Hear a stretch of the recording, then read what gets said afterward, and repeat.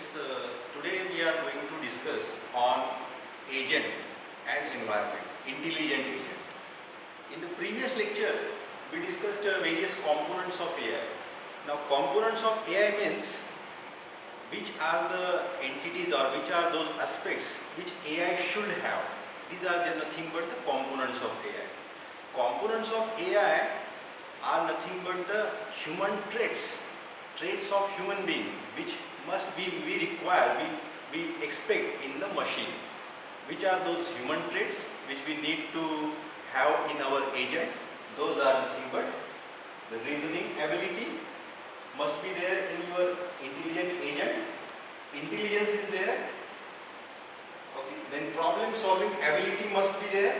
Perception. Whenever some knowledge is represented by one person, then the second person must perceive this particular knowledge. And the learning ability. Learning ability means the human being generally learn from the previous history. The various actions in the past. That means suppose some wrong thing happens to human being, then generally the human being generally do not follow that particular event or do not follow that action in the future because it learned from the past. So learning ability we want in our agent. So what exactly agent is, we are going to learn this in this particular lecture. Before going into that, let us quickly take a look at the types of AI. The first type is weak AI, second is strong AI. Weak means it is known as narrow AI, which is designed to perform specific tasks. It acts like it can think. Okay, and what is strong AI? It is also known as artificial general intelligence, which has generalized human cognitive abilities. It is intelligent enough to find a solution. Weak AI means what? It is able to think only like a human, but in strong AI it acts like a human. It can perform actions. Okay, so most of the today's world has implemented weak AI. Now these are the dominant AI applications. Healthcare industry also uses AI.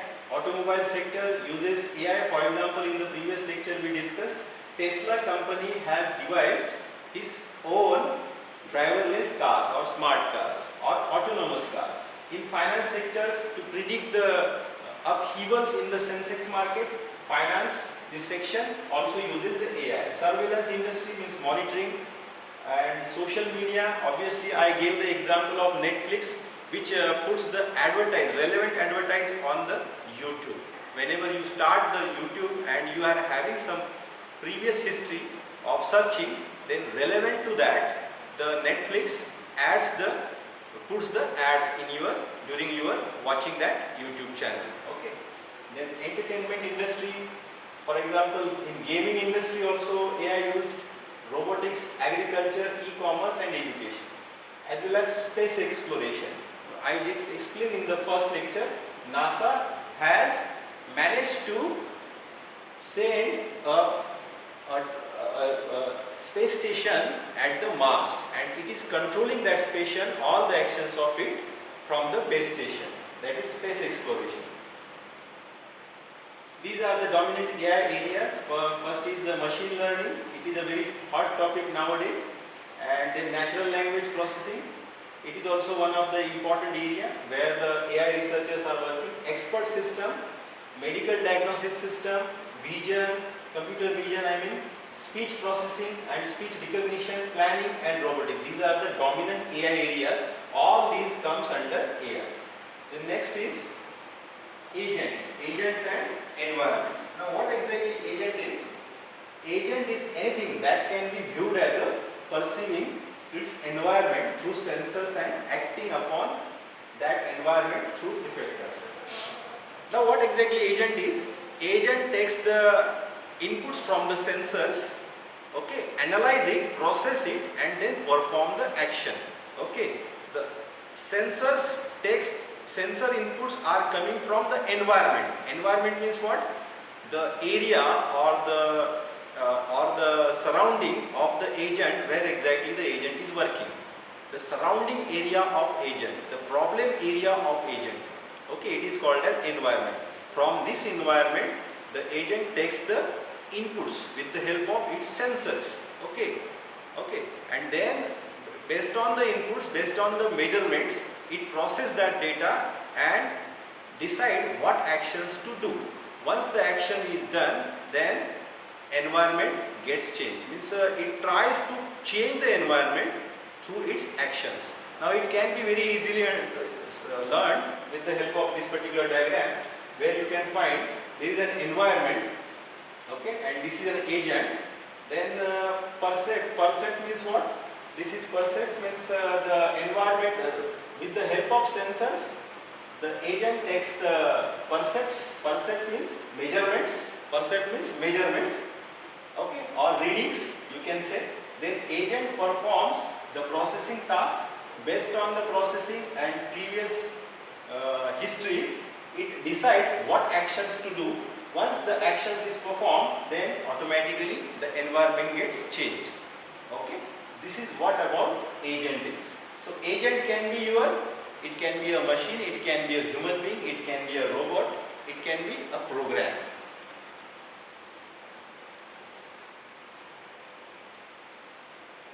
So agent is anything that can be viewed as a perceiving its environment through sensors and acting upon the environment through effectors.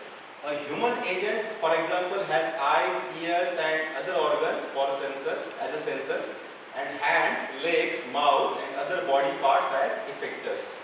Okay, so human being is having these sensors, okay, and leg, mouth and other body parts as an effector. So what is the use of effector? Effectors are useful for taking the action. And what is the use of these sensors? Eyes, ears and other organs. These are to take measurements or percepts from the environment. This is the role of sensors. This is the role of effector. Okay. So this concept is also applicable to robot, machine or program. Okay. So because ultimately what we want our agent to behave like a human. So human has sensors, tongue is there, then eyes are there, nose is there, ears is there, taste buds are there. These are nothing but sensors. These are useful to take the measurements from this environment. Okay. So and after the performance, after the taking the measurements, with the help of my hands, with the help of my legs, with the help of my mouth, I take the action. So that this action goes into this environment. Because you people listen me, that means I am putting my speeches or words into the environment so that you can listen. Okay. Same is the concept here. So software robotic agent constitutes, what are the sensors for robots? Cameras and various range finders can be acted as a sensors in case of robotic agent. Various motors are useful as an effector in case of robotic agent. In case of software agent, obviously software agent is it is available in software form. So therefore program or some strings, beat of strings can be useful or can act as a percept and action. It can act as a sensors and effectors. Now these are the important terms. Percept means what? In the previous section we have seen. Percept means measurements or readings taken from environment by the agent with the help of sensors. So this is nothing but percept. What is percept sequence? Percept sequence means is what sequence you followed. At t equal to 0 this was the measurement, at t equal to 1 this is the measurement. So step by step, time by time, some percepts are taken by the agent and it forms a table. So it is called as percept table and percept sequence. It is the complete history of everything the agent has ever perceived.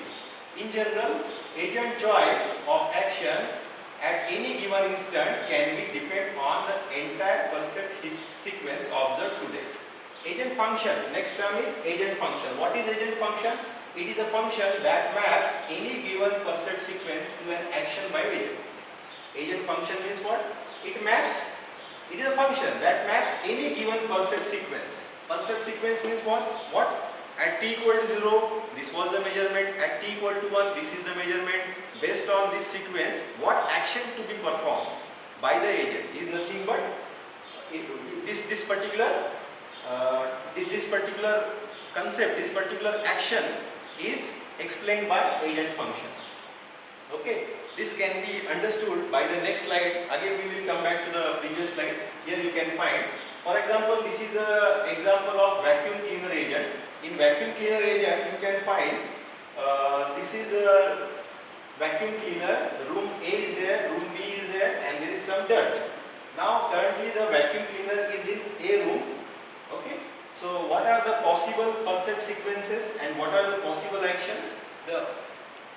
This vacuum cleaner can move in A room or B room, and it can do a set of tasks. What are those tasks?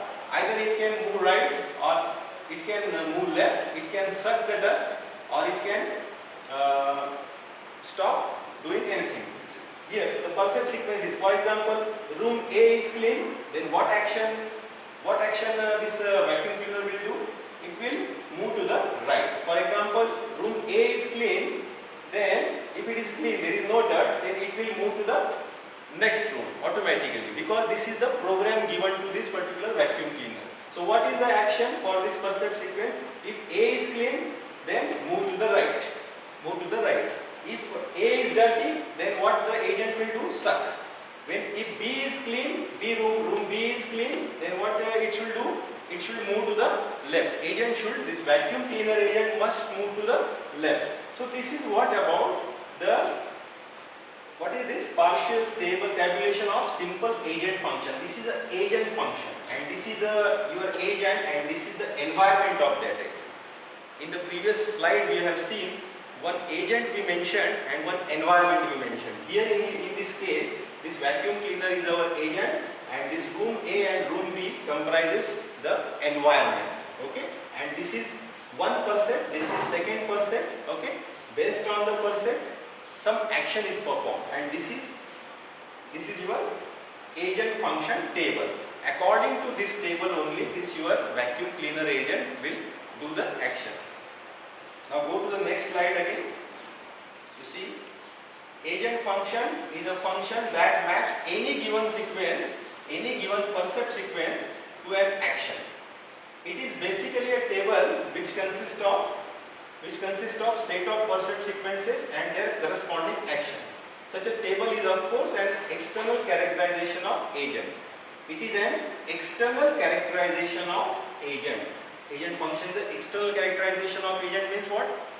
It details, it gives you the idea what agent will do externally. Okay, so what it should do internally, that we will cover in the next lecture. Means what exactly agent is internally. Internally, what must be there in agent internally? Internally, agent might have some program so that it will work. Okay, and external characterization of agent means what? What agent is doing to perform, what agent is going to perform to change the external world, external environment, what actions it will do, take. So this characterization is possible only with the help of agent function. That means with the help of this table, agent function table. Okay. So agent function is useful for external characterization of agent. For internal characterization, you obviously require some program. Okay. So internally, agent function will be implemented by agent program. So internal characterization is possible with the help of agent program, and external characterization is possible with the help of agent function. This is very important concept in the agent. And this example just I explained, vacuum cleaner, very simple example is there. Vacuum cleaner, and this is acting as an agent, this is the environment, and dirt is there. So the very simple example is there to explain the agent. This is the percept, first percept, second percept, third percept, and so on. Based on the percept, some action is recommended in the agent function table. Based on this only, it will perform some action, because this is mentioned in the program. So what exactly agent is? Why we are learning all this agent fundamental? Because ultimately we want to design and develop an agent to solve any given problem of interest with the help of artificial intelligence fundamentals. So what must be our goals while designing our agent? Our goals obviously must be it should give high performance, it should give optimized result, its action must be rational. Rational means optimal. Not best, but at least good action. It should not be bad action. Okay. So these are the expectations while designing our agent. While designing our agent, these are the performance parameters in order to assess the performance of our agent. So we always look for what performance we expect from the agent, what environment is there in front of or around that agent, what actuators are there and what sensors are there. For example, car driving example, performance can be like this. We want our car to reach to the destination. That could be one performance parameter. Or second performance parameter can be the car must reach to the destination. Driverless car I mean. Driverless car must reach to the destination within time. Okay, this can be our performance. So there can be number of performance, various types of performance based on the problem. In car example, this could be the performance. Environment in case of car driving, environment can be, for example, your obstacles are there, some road jams are there, rallies are there, some other cars are also moving on the road. So the environment is characterized in that manner. So in case of car driving, what is the environment? Environment can be specified with the help of other obstacles. Then actuators. Actuators means what? Actuators means agent must be aware of the legs or the entities which are useful to take action. In case of car, what are the actuators? In case of human being, the actuators can be hands, legs and mouth. In case of car driving case, in case of car driving agent, actuator can be your brakes, your accelerator, your steering wheel, etc. And in case of car driving, the sensors could be your wiper, means if the room means temperature of the ambient temperature, if the temperature is very high, then automatically AC should get started. If the rainy season, rains are going on, then automatically in driverless car the wiper must start like this. These are the sensors for autonomous car. Okay. So this is one example. So piece is an important term in case of agent. So for every agent, piece parameter will be different. Okay. In case of car driving, I explained what could be the piece parameter. In designing an agent, first step must always be to specify the task environment as fully as possible.